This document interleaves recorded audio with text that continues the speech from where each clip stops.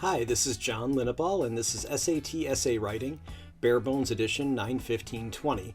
That is September 15th, 2020. And I'm John at johnlinneball.com. My office number is 415-986-7355, and you can reach me at www.johnlinneball.com. Abbreviated bare bones instructions. This is the bare bones abbreviated version of the advice I've given in other videos in case you don't want to spend an hour watching me write an essay while on video.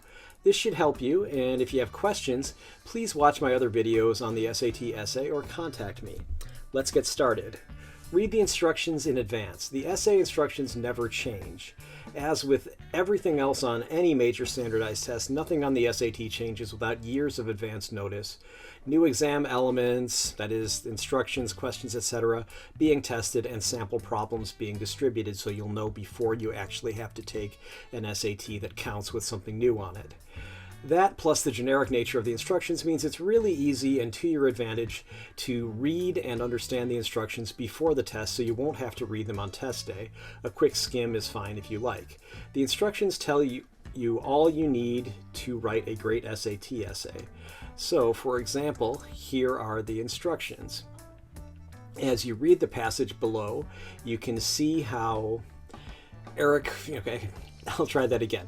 As you read the passage below, consider how Eric Kleinenberg uses evidence such as facts or examples to support claims, reasoning to develop ideas and to connect claims and evidence, and stylistic or persuasive elements such as word choice or appeals to emotion to add power to the ideas expressed.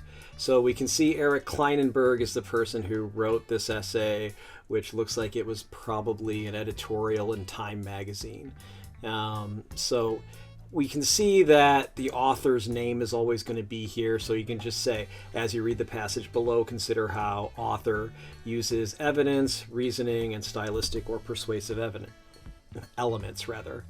Okay, at the end, it has even more. It says, write an essay in which you explain how, in this case, Eric Kleinenberg builds an argument to persuade his audience that Americans need to greatly reduce their reliance on air conditioning.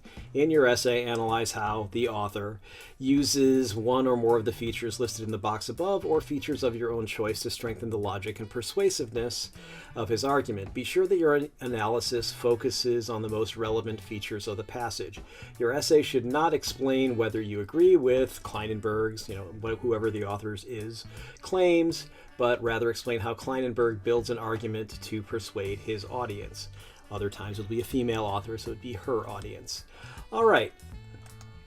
So those instructions really tell you everything. Like, for example, as we saw here, the argument, the point is here, it's that Americans need to greatly reduce their reliance on air conditioning.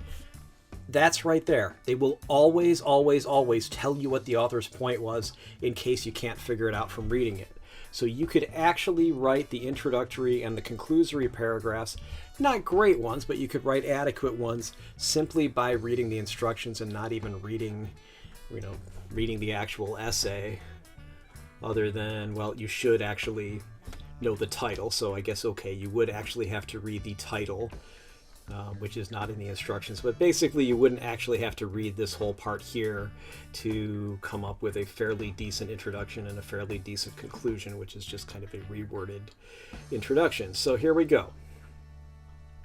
The beginning instructions. So it says, as you read the passage below, as we just saw, consider how the author uses evidence such as facts and examples to support claims, reasoning to develop ideas and evidence, stylistic or persuasive evidence such as word choice or appeals to emotion to add power to the ideas expressed. So these are called ethos, logos, and pathos respectively, because ethos is evidence. You can think like ethics.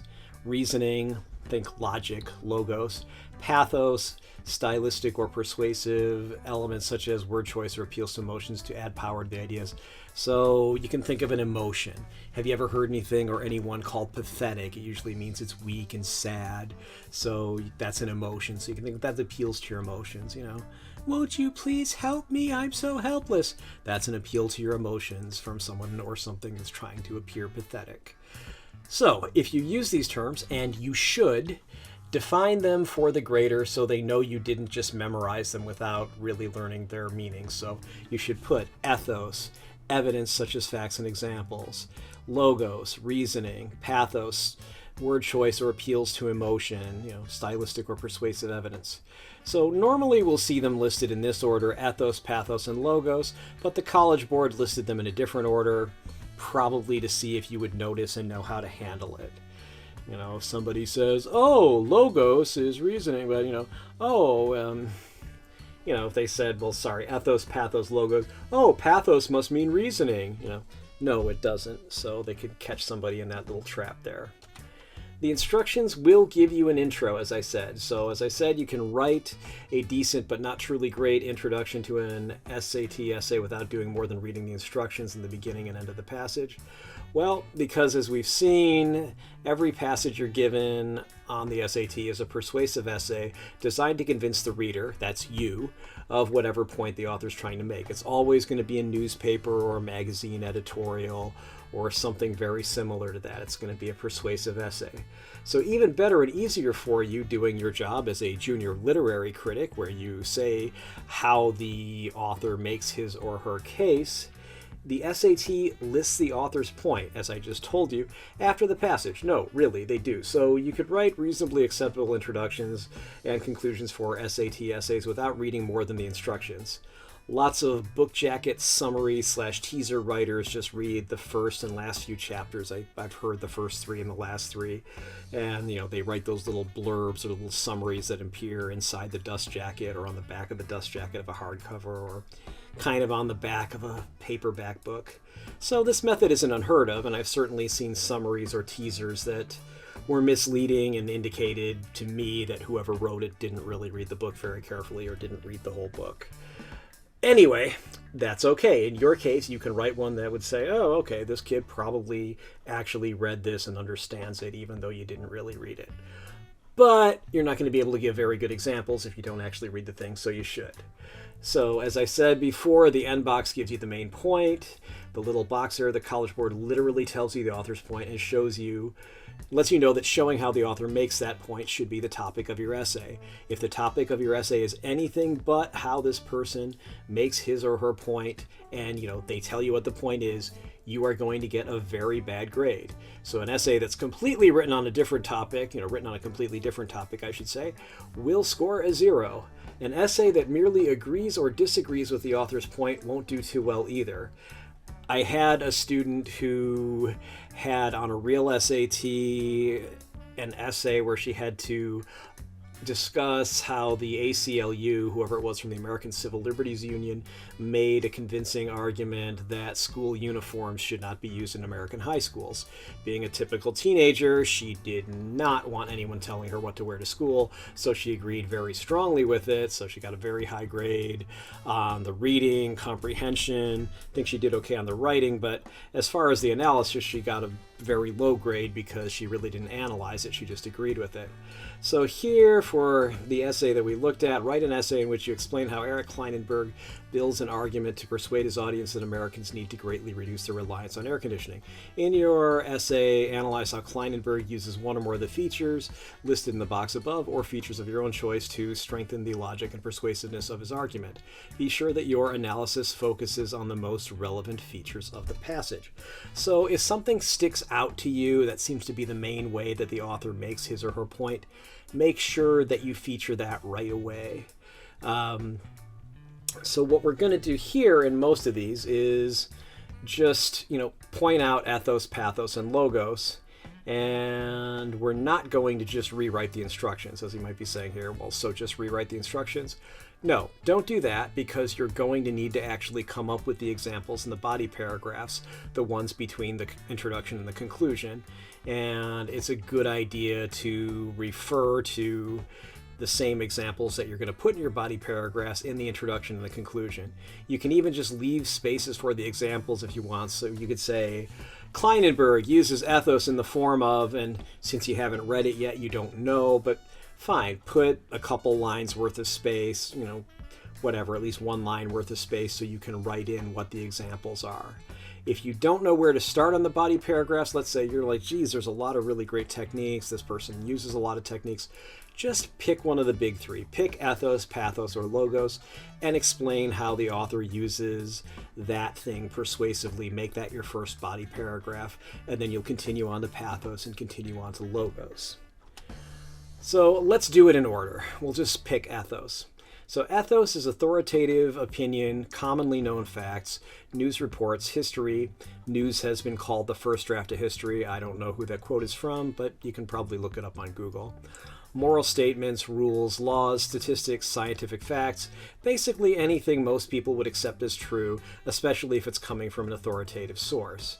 But ethos can also just be common sense. So any survey, article in a scholarly journal, historical facts, common sense observations about everyday occurrences, water is wet, recent events, scientific and mathematical principles, etc., those are all ethos. Now pathos. Pathos is word choice, rhetorical tricks, techniques, generally appeals to emotion. Okay, we can refer to two different things very differently to get a very different emotion. If I refer to pepperoni as yummy Italian pizza sausage, that's a lot different than if I call it pieces of dead pig. So you see what I mean. All right. Something that's pathetic is sad or weak to the point that it appeals to your sense of pity. I mean, if you have somebody, oh, please, I'm caught in the rain and I don't have any money to take the bus home. Won't you please give me $2 for the bus? Okay, that's very pathetic and sad. It appeals to your sense of pity. So you can just think pathos is really anything that appeals to any emotion, not just your sense of pity. But, the emotion can be anything that appeals to any emotion. Can be pride, love, happiness, jealousy, moral outrage, patriotism, whatever. So you might see something like this. Can you seriously tell today's kindergartners that they won't earn much money or live long because you don't want to spend an extra few dollars on taxes for education? Not to mention who's going to contribute to your Social Security.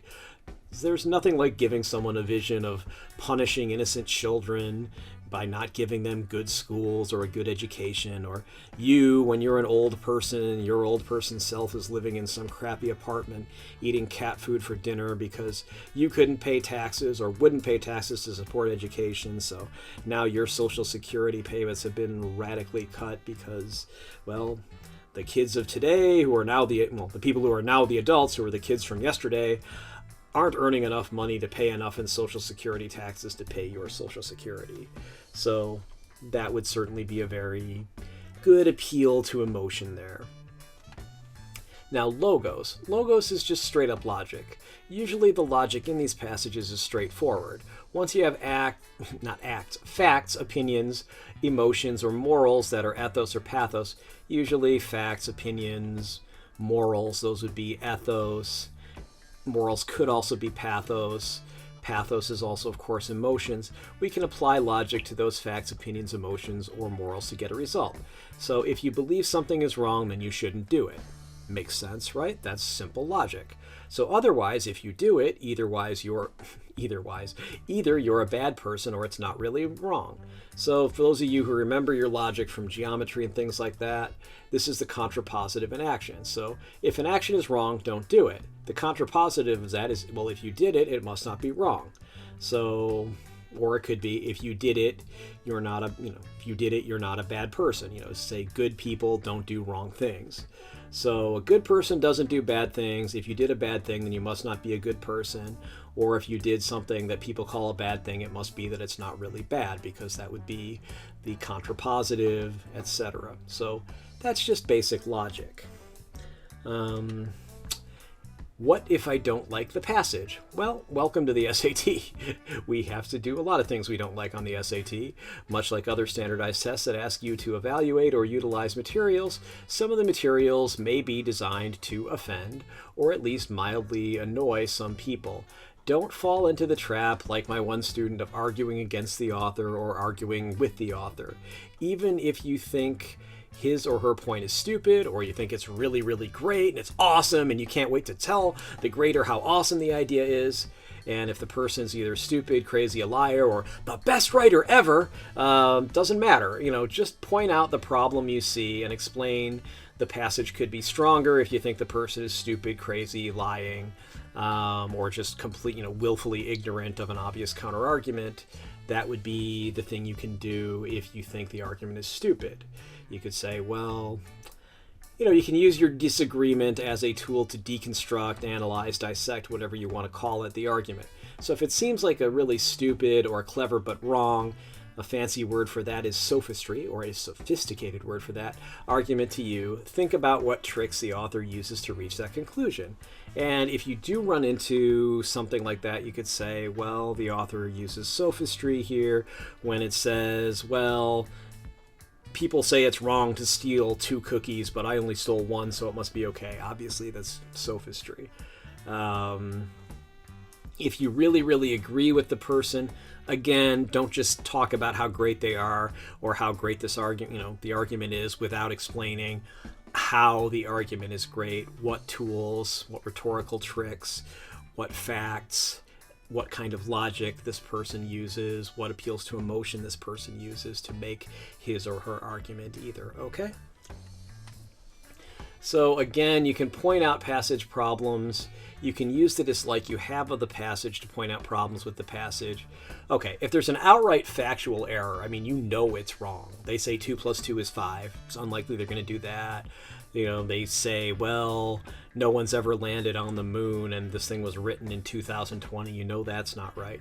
So whether it's deliberate, a lie, or it's unintentional, just sloppy research, reliance on unreliable sources, erroneous interpretations of statements, lots of people take things the wrong way, so they'll give you something that doesn't make sense. Like you could say when there's no correlation between a personality trait and the way a person was raised. Well, you can show that every personality trait that a person has who's an alcoholic, they have either more or less than the general population. So you say, oh, well, going to extremes in raising your children will cause them to be alcoholics. Well, no, that's not what it says. Its point is somebody who grows up to be an alcoholic generally doesn't have any kind of a different background or a different personality than someone who doesn't grow up to be an alcoholic. All right, sloppy research. If you rely on something that's been disproven, or it's one experiment of 1,000 that came out with that result, that's not great. Reliance on unreliable sources. Hey, we all know of certain news outlets that like to distort the facts. You can figure out which ones are unreliable and which ones are reliable. So the same goes for logical fallacies, outdated or disproven evidence. And finally, of course, ad hominem, literally meaning to the man, or ad feminem, to the woman attacks. So, for example, this is true. Albert Einstein, back when he was practicing physics, a physicist in Switzerland, German Jews called him a Swiss atheist. They didn't feel he was religious enough. He was Jewish.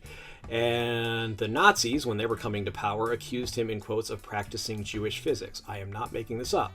That's about as ad hominem. Well, both of those are about as ad hominem as attacks get. It's like, well, is the fact that he's an atheist really proof that he's not good at physics? And the Nazis, well, come on, they're Nazis. Jewish physics, what the heck is that?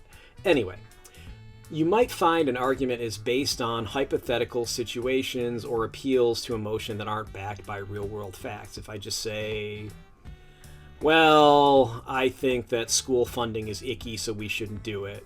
Cool people wouldn't do it. Well, you'd say, well, okay, that's a nice emotional argument, but you haven't shown me any facts that a lack of school funding won't hurt us or that school funding doesn't help us, so I'm just going to let that go.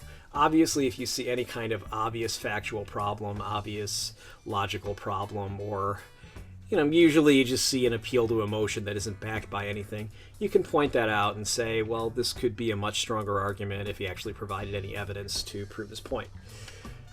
You want to save the problems for last, though. So your assignment is not to explain whether you agree with the author's claims, but rather how the author builds an argument to persuade his or her arguments according to the directions. So make sure that you've explained everything the author does right. Basically, how does the author make his or her argument? These are going to be from major newspapers and magazines and things like that. So they're very unlikely to have just obvious lack of evidence or obvious logical fallacies. And then you can point out what the author did wrong if you have time. So, there's not likely to be too many ad hominem attacks or arguments from invective, which is just name calling, or reliance on obviously unreliable sources such as supermarket tabloids or parody websites like The Onion. But they might cite to obviously partisan websites on political issues, or a corporate website's information might provide information saying, oh, well, people ask, is XYZ Corporation a good corporation? Well, I'm glad you came to xyz.com and asked. Yes, we are a fine corporation. Obviously, that's not going to help you very much. So you can always point out the problems once you're done explaining how the author actually does a great job of making his or her argument, even if you don't agree with it. So, the outline of how to write the SAT essay. The layout is 1. Introduction. Simple paragraph from the instructions. The author, whoever it is, name the author, does a great job, skillfully creates an argument, using, ethos, pathos, and logos to support his or her thesis that McDonald's hamburgers are the best hamburgers you can buy. You basically just want to list brief examples of ethos, pathos, and logos after you define them. So ethos in the form of survey results and, test results from scientists around the world. Pathos in a dire warning about what will happen if we don't abide by the instructions that are given by scientists. And logos, just if you can avoid something bad, then you should avoid something bad. Those would be logos. Ethos. Well, anyway, the point is, of course, at the end here. So you're going to use ethos, pathos, and logos to make it at the end, to explain how the author makes his or her point, and that is in the box at the end, that being the point. Okay, little confused there, sorry about that. Ethos. We want to find the facts cited in the passage. So those are going to be things like factual statistics. Those are going to be quotes from authoritative figures. If you're quoting Einstein on physics, that's ethos. If you're quoting Einstein on what kind of sweater looks the nicest, that's not really ethos, because he's not authoritative on fashion, he's authoritative on physics. Pathos. You want to show how the language is chosen to appeal to your emotions. So again, if you're using descriptive words, adjectives, and adverbs to make something sound good or make something sound bad, or attacking something or supporting something, that's pathos. Logos. You want to show the assumptions underlying the argument and the logic that relies on those assumptions. Conclusion. You want to rephrase the introduction about what a great job the author did.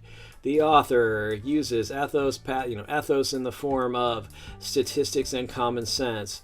Pathos in the form of persuasive descriptive language, interpreting the ethos, and logos, explaining that, well, if you can do something good, you should do something good, especially if it won't cost you very much in time, money, or effort. Those are things that you can use to explain how the author did a great job making his or her point, even again if you don't agree with it.